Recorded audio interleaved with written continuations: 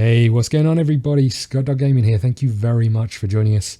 As you can see, we are about to start a new game in Football Manager 2017, and a game that I've already shown you who I'm going to be, and that is the mighty Rochdale, or the Dale. Why Rochdale? I'm sure you're about to ask. Let's go back a little bit about my history of Football Manager. I've played it for a number of years. And since starting to do YouTube, when I start a new Football Manager game, I try and find a story with a club. So, for example, one of the first series I did was a Ipswich Wanderers. I come from Ipswich, an Ipswich Wanderers series, mainly because they were local. They're a non-league team, and the plan was to try and get them into the league. Fairly straightforward, quite the obvious story. Next time out, I did an unemployed series, so no real story there. I started with no career options, nothing, and started an unemployed career. Then I did a 1860 Munich series. Now, for those of you who don't know, 1860 Munich are the other team in Munich, or one of the other teams in Munich. They, up until recently, played all of their games at the same stadium as Bayern Munich. In fact, from what I understand, they owned half of it, but they lost their place in the top flight of German football. Had to sell their half of the stadium in Munich, and now they're sort of struggling somewhere in second. I think they were at that point in time. So there was a story there to try and sort of overthrow that powerhouse of German football, especially after living in their shadow. So that's the sort of thing I like to do. Last season was the mighty Sparta Rotterdam, who had won a trophy a number of years ago, and then had just disappeared, moved into the second flight of Dutch football, and it was about trying to get them into the Champions League. This season I've chosen Rochdale. I was trying to think of something similar to that Sparta Rotterdam story, but based in England, because this is where I am. I've always had that affiliation with English football, and if I'm really honest, I think English football is the best football in the world, with the exception of the leagues outside of the Premier League. As soon as you drop out of that Premier League, the football is pretty poor, if I'm honest. Sorry for people who like Championship football and lower league football, but some of it is just utter tosh. Anyway, I looked for a team that had won something. I came very close to being Forest, but Forest are in the Championship, and I wanted to start a little bit further down.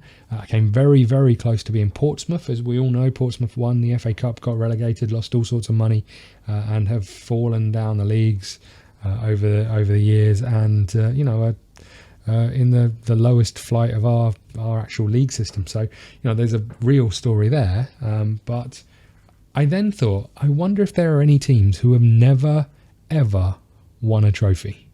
Never, ever won a trophy. It turns out there are. It turns out, in all honesty, there's one in the actual sort of flights of football. Now, I found an article that was written in 2014, and I wasn't sure if it was still factual or not, so I went and checked. But let me just read the article first of all, if I can find the article. Okay, so this is 2014, so just bear that in mind, and this is kind of where this series is coming from. With all the talk of Arsenal's terribly long wait for a trophy, almost 9 years, spare a thought for Rochdale, writes Peter Hughes. In their 107-year history, they are yet to win a trophy. This could change at the weekend if results go their way. Brackets, they didn't. Can any other team top this? ? Before we look into this, here's Malcolm Warburton with some important clarifications. Rochdale won the Lancashire Combination in 1910-11 and 1911-12. On the first occasion, they finished 7 points ahead of reserve teams from Everton, Bolton, Liverpool and Blackburn. All these left together with 9 other reserve teams become the founding members of the Central League. The second time they won by 6 points from St Helens Recreation before themselves joining the Central League, which at the time was a sort of Greg Dyke style mixture of reserves and first team. But when the 3rd Division North was founded in 1921, all of the team members became founder members of that division. In 1913, St Helens Recreational switched from association football to rugby league. perform incredibly until folding in 1939. Rochdale have also won the Lancashire Senior Cup on 3 occasions, 1949, 1971 and 2005, although that is a reserve competition. So with that being clear, this is where we are. They've never won a single trophy, which is, it's a sad story, I guess. That being said, there's only so many trophies you can win in football. So Rochdale are our team. I'm going to do a real quick episode. We probably won't even press the continue button this episode, but it's just to give you that background and just go through where we are, what we're going to try and achieve, and then we'll start with the series. Now, one thing I'd love you guys to tell me is whether you want to see 2 matches per episode, which is what I've always done, or if you'd like me to split it in, and I do that every other day generally, or if you'd like me to split it to 1 match a day and have an episode every day, but it will obviously be a shorter episode. Let me know your thoughts on that, and we'll do it. What I would say about 1 match a day is that you don't see the news between the 2 matches, because it will sort of start at the beginning and of the match and end at the end of the match, so you don't really see the other stuff. So if you prefer to see the bits and pieces, although we do tend to gloss over those quite quickly in the season, then let me know. Okay, so Rochdale, known as the Dale, they are in League One, founded in 1907. They are a professional football team, and they have okay finances, which is great news.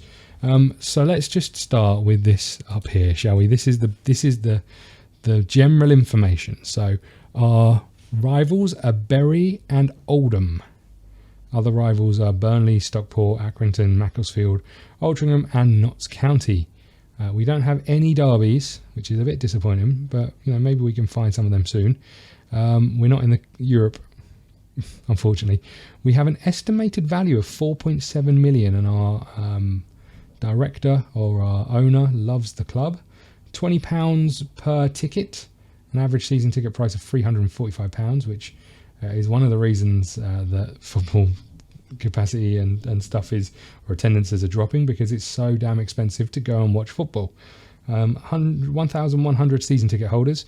We've got some legends. I don't know if I know any of those. Neil Edwards, Keith Hill down there, Craig Dawson, and icons, Grant Holt, Ricky Lambert, Paddy McCourt. Okay, we know a few of those. So this is our amazing team. We're sponsored by Crown Oil. Let's have a look at this. This is what I really want to show you. So we got promoted over here, but we did that by finishing 3rd. We then got relegated and promoted again by finishing 3rd. So we're sort of, just because we haven't won anything doesn't mean we haven't been successful. That's one thing I would say. The club has got promoted a few times, so it's not as if just because we haven't had our hands on a trophy, we haven't done bits and pieces. So we were runner-up in the EFL. We were 3rd place a few times and recently, and then English 3rd Division North runner-up and 3rd place. So you can see that we've tried. We've certainly tried. We've done all right a couple of seasons. We've just never quite been top of the pile, which is a bit of a shame. But that's where we are. Let's just have a little look at our facilities. So we've got a 10,000 seater stadium, 10,000 capacity stadium that 8,310 are seated. Built in 1906 and then rebuilt in 2004. It's owned by the club, which is great news. It means we're not paying money on the stadium. Stadium condition is good. We've got no undersoil heating, no roof, as you would expect. Plan of grass pitch, which is very good. Fairly basic corporate facilities, good training facilities, adequate youth facilities. Youth level 3, we've got stadium sponsorship, and our youth stadium is the Abbey Stadium Ground, and the average youth recruitment. So there we go. That's pretty much everything you need to know about our little team here. The mighty team of Rochdale. Now, I don't think we're going to have a team report. Oh, here we go. Okay, we have, which is good. So let's start with our weaknesses, shall we? There's not a great deal of quality depth outside of the first team, which is kind of what we expect in this league. Conrad Logan is one of few players of sufficient quality who are able to play as a goalkeeper. Better depth is required. Jim McNulty is one of the few players of sufficient quality who are able to play as left back. I can't speak. Lack quality depth in the position behind Jim McNulty. Okay, we got that. Current leadership is void, or there is a current leadership void in the squad. Room for improvement on the coaching team and room for improvement on the scouting team. So it's not fantastic news. With left back and goalkeeper we're struggling with. Nathaniel Mendez Lang is one of 6 players who can feature as a right midfielder, showcasing good depth. There are a number of talented young prospects: James Hooper, Jonathan Dibber, and Keith Kearney. The players tend to have an impressive first touch, which reinforces their technical quality, which is good. It means we can try and get the football down and play. Jim Rafferty is one of a few players who can feature as right back. I don't know why I can't talk. An impressive player in his position, Conrad Logan. So we've got no covering goal, but he's a good goalkeeper. Excellent player in his position. Lang stands out.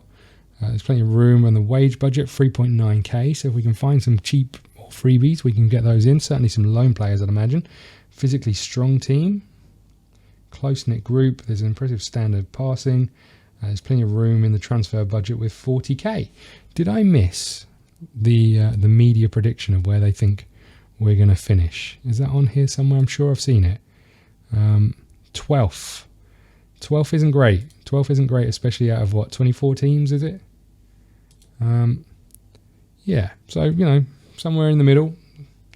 We can handle that. I mean, hopefully we can do better than that. But there we go. So this was just a very quick look. I mean, we are going to have a little look at the areas we need to improve, which we know is goalkeeper and left back, but we're going to have a better look at the squad. I'll do that sort of in between episodes, and we'll come back maybe sort of in the middle of pre-season, just saying what's going on, who I've been looking at, if I've signed anyone, what sort of tactics we're looking at playing, that sort of stuff, and then we'll crack on hopefully fairly soon with the season. So let me know what you think in the description below, or sorry, in the comments below, as to if you're looking forward to this, if you want to see a Rochdale season, or if you want to see something different. As I've said over previous years, there's always an opportunity for a second series of Football Manager. I tend to leave it until some of the mods come out and see if there's anything good in there. A very lower league team might be good fun again. But you know, if there's someone you want to see me manage, let me know. If there's a particular backstory that you'd like to see me to try and sort of weave into this series or a new series, then please let me know. And there we go. Thank you very much for watching. I'm really looking forward to getting my teeth into some more Football Manager. It's been a little while. I stopped the Sparta Rotterdam series a little bit early. But there we go. Rochdale it is. Thank you very much for watching. We'll see you again soon.